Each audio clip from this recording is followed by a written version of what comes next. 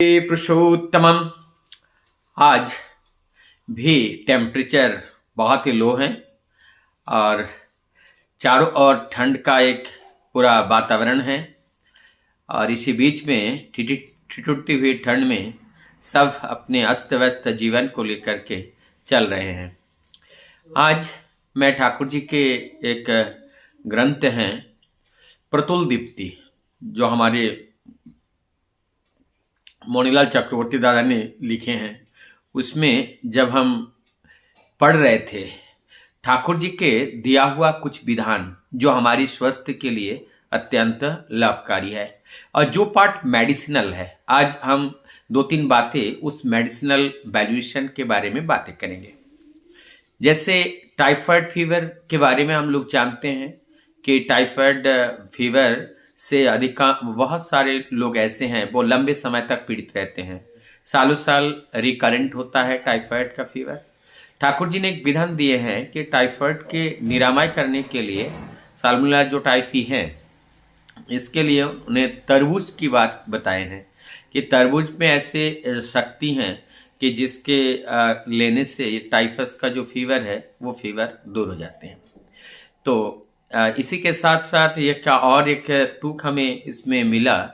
और जो मुझे पहले पता नहीं था, और वो है आँख में विभिन्न तरीके का जो रोग होते हैं, खास करके जो कंजक्टाइवा के ऊपर कभी कभी एक चलाजा एक लेयर बस्सा बनते हैं, वाइट लेयर बनते हैं, और उस लेयर को दूर करने के लिए ठाकुर जी ने एक विधान दिए हैं कि त्रिफला है, आंवला, हरेड़ा और बहेड़ा, इसको समान मात्रा में, इसको त्रिफला का चूर्ण होते हैं, इसको गर्म करके पानी बॉईल कर ले, उसके बाद उसको छान के टेम्परेचर को उसको कम कर ले और उसी से आँख को धो ले। तो आँख को धो लेने से जो आँख के ऊपर जो कॉर्निया के ऊपर से जो एक चलाजा टाइप के जो सफ़ेद लेयर होते हैं वो लेयर हट जाता है, या किसी भी तरह का जो इन्फेक्शन होता है वो इन्फेक्शन भी दूर हो जाते हैं। तो इसीलिए ये छोटी छोटी जो नुस्खा ठाकुर जी निरंतर अपने भक्त लोगों की समस्याओं के अनुसार वो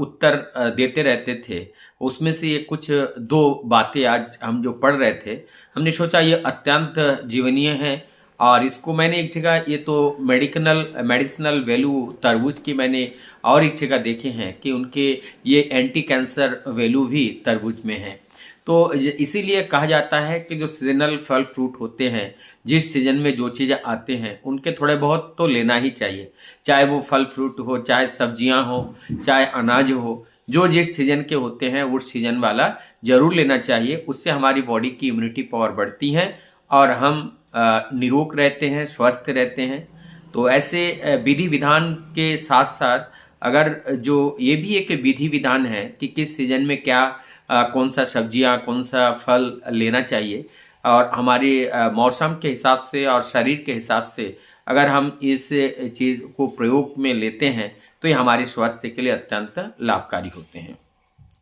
सबको सुस्वास्थ्य की मंगल प्रार्थना प्रभु के चरण में करता हुआ मैं अपनी वाणी को यहीं विराम देता हूँ। सबको मेरा जय गुरु।